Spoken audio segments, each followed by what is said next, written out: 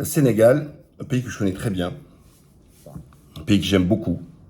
Alors déjà, j'aime l'Afrique, j'aime les Africains. Ça a un parfum particulier. Mais le Sénégal est un pays très spécial. Pourquoi il est spécial? Parce que c'est le pays pratiquement le plus pacifique d'Afrique, qui est très calme depuis très longtemps. Et pourtant, et je dis bien et pourtant, théoriquement, on aurait pu croire que le Sénégal est un pays où les affrontements pourraient avoir lieu comme on peut retrouver dans d'autres pays, comme au Rwanda ou ailleurs, au Niger, etc. Parce que nous avons le côté confessionnel au départ, une majorité de musulmans, mais une grosse partie qui est chrétienne.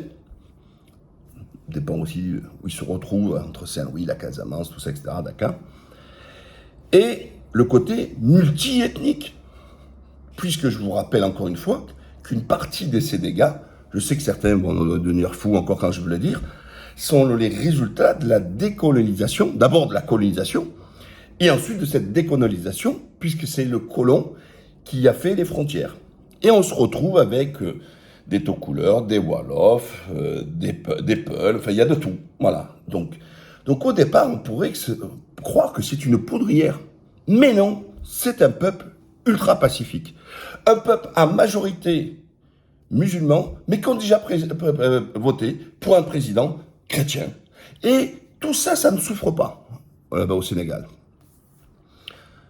Donc c'est important de vous donner, avant de parler de ce qui est en train de se passer, c'est d'expliquer le contexte. C'est pour ça qu'on est d'autant beaucoup plus surpris de ce qui est en train de se passer au Sénégal, par ces violences, parce qu'il y a ces manifestations, parce qu'il y a une colère, et tout ça, etc. Et je vais rentrer quand même un peu dans certaines explications. Et donc, bien sûr, ça surprend un peu tout le monde. Je peux vous dire que la France n'est pas loin derrière. La France a perdu quand on dit perdu, c'est-à-dire elle a perdu son côté un peu grand frère ou contre le Mali, Centrafrique, enfin beaucoup de pays, d'accord? La France recule en Afrique, où elle recule parce qu'elle est chassée, d'accord? Parce que ce qu'on appelle, ça a toujours été reconnu en France, ce qu'on appelle la France-Afrique, ça n'a jamais été quelque chose de positif. C'est l'exploitation des entreprises françaises, comme Bolloré, tout ça, qui ont fait leur beurre, leur gras, hein, bien profond, sur les côtelettes des Africains. Et donc, pour venir à ce qui se passe, donc moi, je connais le Sénégal depuis les années 90. Qu'est-ce qui s'est passé? C'est que, avant, par exemple, quand vous allez à Dakar, vous avez les quartiers dits riches. Donc, il y avait le côté Mistral, le côté les Almadies, où il y a d'ailleurs un des plus vieux Club Med, d'ailleurs, là-bas. Et voilà, donc il y avait le quartier riche et puis les autres. Sauf que, avec tous les amis qui me racontent sénégalais, on se retrouve dans Dakar, de partout, des 3 pièces à 1000 euros, 1200 euros. Je vous donne un équivalent parce qu'eux, ils sont encore avec des francs CFA. Nous, on est en euros, ils sont encore avec du franc CFA. Donc, c'est important aussi de raconter. Donc, en équivalent, mais c'est hors de prix.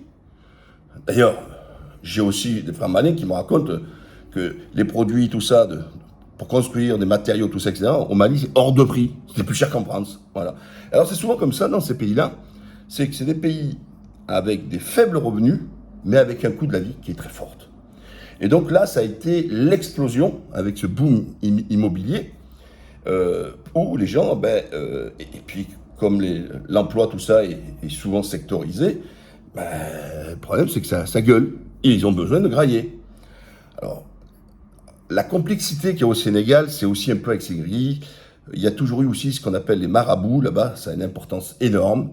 Il y a ce qu'on appelle chose un peu tribale, les chefs un peu de village, de l'ancien. Ils ont l'arbre à palabre, ils font un peu la revue de presse tous les jours. Enfin, l'Afrique, c'est vraiment unique. Hein, c'est vraiment unique. Parce que on peut pas arriver chaque fois avec le mot démocratie, tout ça, etc. Pas mal de pays, ils ont aussi une gestion qui est propre à leur histoire et à leur culture.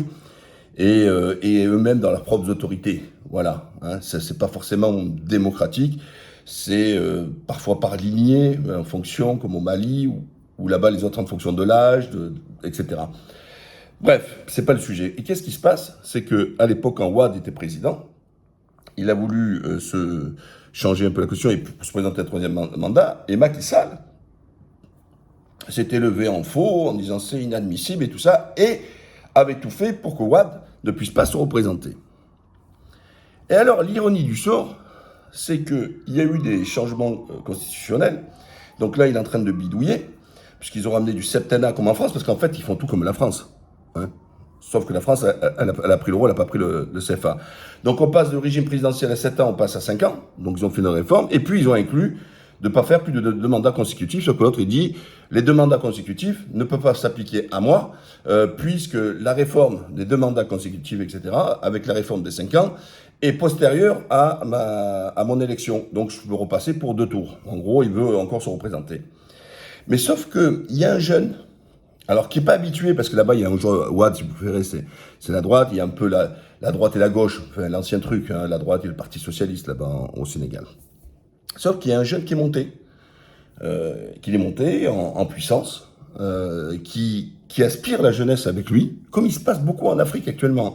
C'est la jeunesse qui est en train de tout changer, hein. Elle est en train de bouger. Ouais. Et donc, Ousmane Sonko, qui est ce leader, commençait à faire de l'ombre à Macky Sall. Et donc, naturellement, candidat pour février 2024 à l'élection présidentielle. Il avait une aspiration du peuple, mais du coup, il fait de l'ombre à Macky Sall. Et ils ont trouvé, alors ça c'est encore plus facile là-bas, une petite casserole inventée, qui aurait fait un harcèlement sexuel à une fille, tout ça, pour mettre en prison de 2 ans, etc. Sauf que quand ils ont fait ça, le peuple a compris la magouille, a compris la manipulation, a compris que, en fait, c'est l'homme politique qui dérange, on lui a inventé, on lui a mis une casserole, pour essayer de le discréditer, pour pouvoir le disqualifier pour cette élection. Et le peuple dit, vous ne volerez pas cette élection. D'une part, Macky Sall, on ne te veut plus, casse-toi. Et de 2, on veut un vrai changement. Et arrêter la politique de papa, hein, entre cette droite et cette gauche, etc., à coquiner, avec toujours le grand frère, la France derrière, etc. Alors, c'est vrai que la France est très silencieuse sur ce qui se passe. Alors, c'est pas parce qu'elle est silencieuse officiellement qu'elle est silencieuse en dessous. Et la France, elle n'a pas envie de perdre le Sénégal. Le Sénégal a une importance parce que ça reste quand même un pays qui donne sur la mer, d'accord? Donc c'est très important. Le Sénégal, n'oubliez pas que c'est de là-bas où on fait le poisson séché, tout ça, etc., qui nourrit une partie de l'Afrique centrale, celle qui n'a pas accès à la mer, d'accord? Voilà, le Sénégal, c'est un pays important pour la France.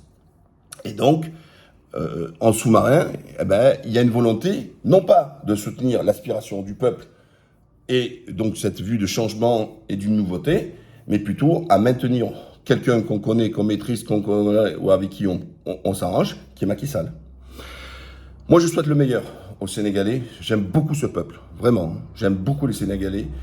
J'aime leur humour, j'aime leur pacifisme. Et je trouve regrettable que Macky Sall envoie l'armée, envoie la police et qu'il y ait des morts. Je vous dis, souvent qu'on parle de morts en Afrique, manifestation, on a l'habitude que c'est un peu normal. Sauf que c'est que non. Ça ne fait pas partie de leur identité. Ce n'est pas un peuple violent. Mais là, c'est un peuple qui en a ras-le-bol.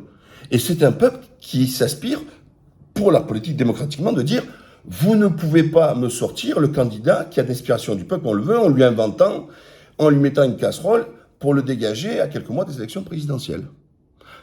Force aux Sénégalais, et Inch'Allah que tout se passe au mieux. Et dans tous les cas, vous avez tout mon amitié et ma fraternité. À la prochaine.